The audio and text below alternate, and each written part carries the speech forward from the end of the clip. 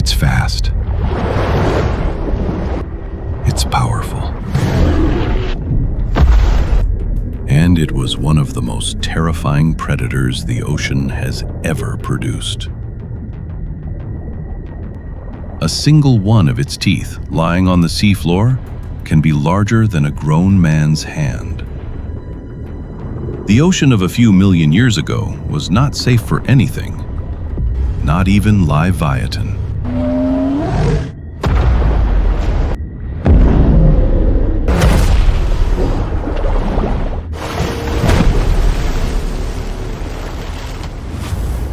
Most of us know the great white.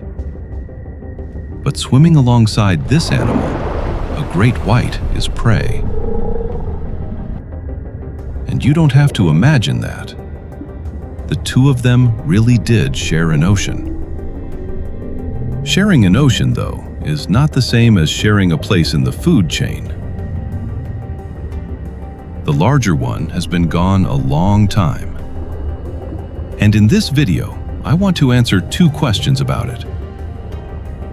What do we actually know about this animal? And what was capable of killing it? 10 million years ago, off the coast of Peru. This water is warmer than anywhere you have ever swum. Shallow, nutrient-rich, crowded with dolphins, seals, penguins, and full of whales. The animal moving beneath that pod is around 50 feet long, about 15 meters, possibly more. It has been following them all morning. Holding its distance, holding its depth, staying where the light from the surface doesn't reach. It doesn't go for the head. It goes for the flipper.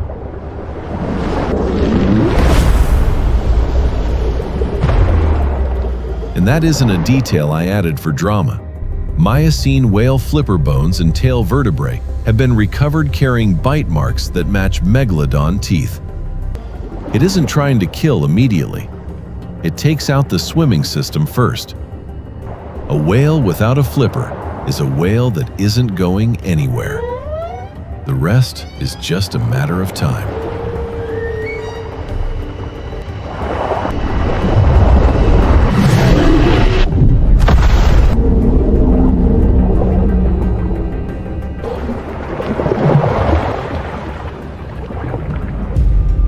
Now, I have to tell you something slightly uncomfortable. Everything you just watched about Megalodon is a reconstruction. Not because I'm making it up, because a shark's skeleton is cartilage, and cartilage almost never fossilizes. After a Megalodon died, its body simply broke down. What was left is teeth. Millions of teeth scattered across the seabed of every continent except Antarctica. And a handful of vertebrae. Everything humanity knows about the largest predator that ever hunted this ocean is built from teeth. We do not have a single complete skeleton. Not one. And that leads to something I think very few people know. The image of Megalodon you're carrying in your head, it didn't come from a fossil. It came from a mistake. In the early 20th century, a museum built an enormous Megalodon jaw for display. The method was simple. Take a great white shark's jaw, scale it up, and slot the fossil teeth into it. The photograph of several grown men sitting inside that jaw went around the world. That jaw was later shown to be far too large and badly proportioned. The museum had to rebuild it. But you can't recall a photograph.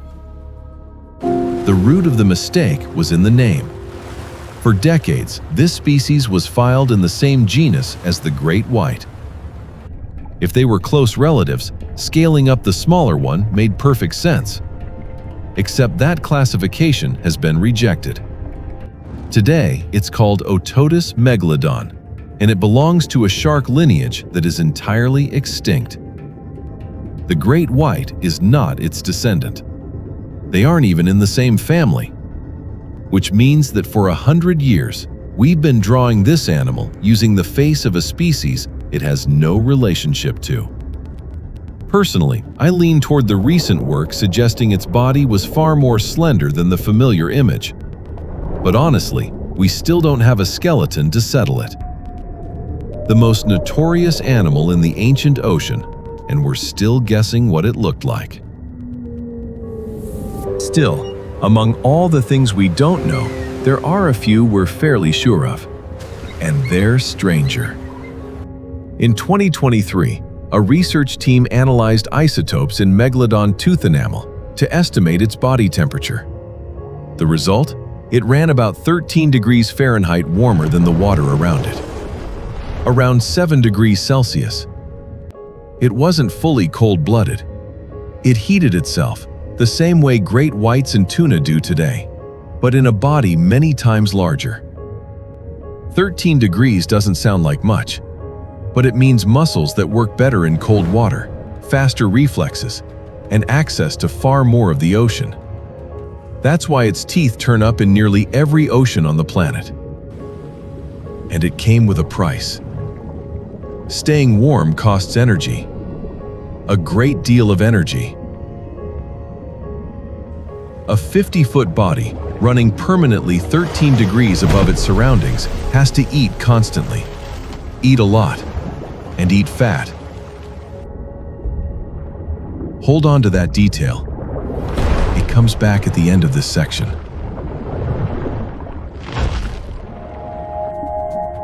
The second thing we know for certain is far gentler. In Panama and later in Spain, researchers found stretches of ancient seabed packed with megalodon teeth, but all of them small. Teeth from juveniles. These were nurseries, shallow, warm bays where the young grew up. A newborn megalodon was around 6 or 7 feet long, about 2 meters, larger than most fully grown sharks alive today, and still small compared to the world outside. So they stayed in the shallows for the first few years of life, where large whales couldn't reach them, and where the adults of their own kind didn't go either. I find that detail more interesting than any bite force number. The most feared animal in the ancient ocean had a stage of its life where it needed protecting. And those shallows come back at the end of this section too, in a very unpleasant way. By now you're probably picturing an ocean this animal ruled absolutely. It wasn't like that. In that same Peruvian sea, in the same rock layer, from the same window of time, a skull nearly 10 feet long was excavated. 3 meters. Not a shark. A sperm whale. It was named Livyatan melvillei, after the sea monster of the Old Testament, and after the man who wrote Moby Dick. The sperm whale of today is a strangely gentle animal for its size. It only has teeth in the lower jaw, and those teeth are barely used for biting at all. It dives into deep water and suctions squid into its mouth. Livyatan was nothing like that. It had functional teeth in both jaws, teeth that interlocked, and the largest of them ran 14 inches long, 35 centimeters. That is the largest set of biting teeth ever recorded in any animal that has lived on Earth, not counting elephant tusks, which aren't teeth used for eating. Its body length is estimated at 43 to 56 feet, 13 to 17 meters, comparable to Megalodon. It ate the same prey, medium-sized whales. And it was a mammal, which means a far larger brain.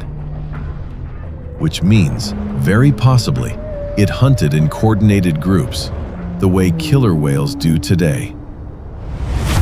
In nature, 2 apex predators rarely leave each other alone.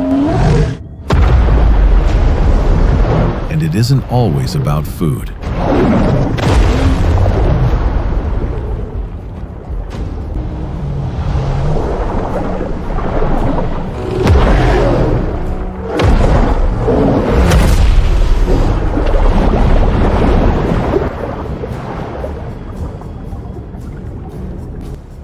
Off the coast of South Africa today, killer whales kill great white sharks and take only the liver. The rest, hundreds of pounds of meat, is left to sink. That isn't hunger. That's a statement about status, about who rules this stretch of ocean. And I believe it was the same between Megalodon and Livyatan.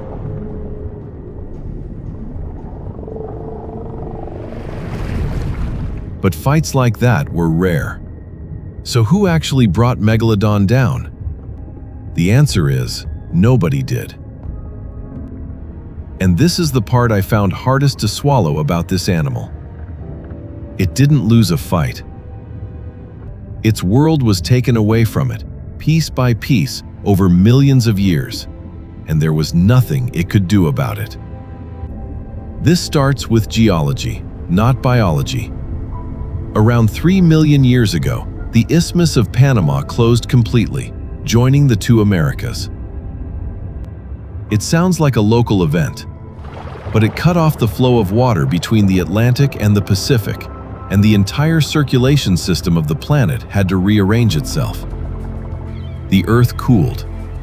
The ice ages began. Ice built up at both poles, and sea levels dropped.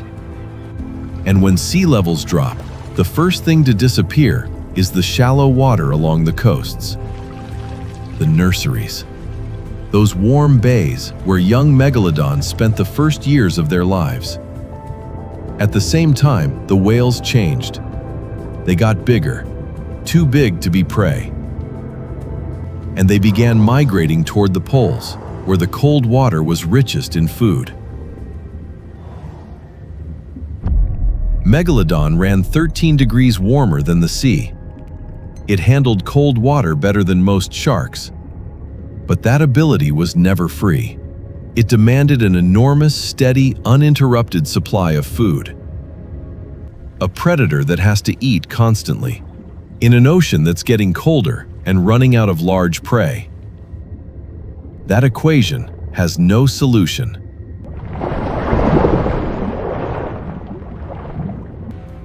There's one last detail, and it's the reason I opened this video with a great white shark. Great whites appeared around 4 to 6 million years ago. Megalodon vanished around 3.6 million years ago. Those two species did not live in different eras.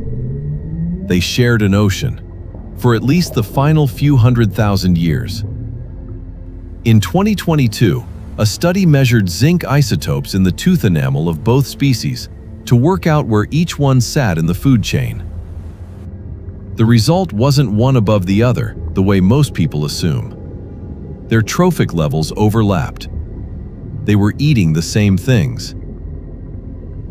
The great white at the start of this video isn't an innocent successor. As the food supply shrank, it was a competitor. Smaller, cheaper to run, faster to reproduce, more adaptable. I'm not saying great whites killed Megalodon. Nobody has proven that, and I doubt anybody ever will. But this competition hypothesis is being taken seriously by a lot of researchers, and I find it far more convincing than the old picture of a monster quietly dying alone, with nothing laying a finger on it. Livyatan disappeared earlier, around 9 million years ago, almost exactly alongside the collapse of the small whale populations in the Peruvian Sea. Two giants, two completely different ways of living, killed by the same thing. Their food ran out. And that's the part I still have trouble accepting. There was no battle. No winner standing over the loser. The sea dropped 100 feet or so, about 30 meters. The whales swam north, and the math simply stopped working. This animal lasted around 20 million years, longer than the entire history of our own genus. It turned up in every ocean on Earth. It kept its own body warm. It still went under. So the question I get asked most, is Megalodon still down there somewhere, is to me the wrong question. A predator that needs whale-sized prey can't hide where whales can't live. The deep was never its home. The right question is a good deal harder to sit with. Ocean temperatures are shifting again. Whales are changing their migration routes again. And those shallow coastal waters, the same kind of nurseries where plenty of modern sharks still raise their young, are shrinking again.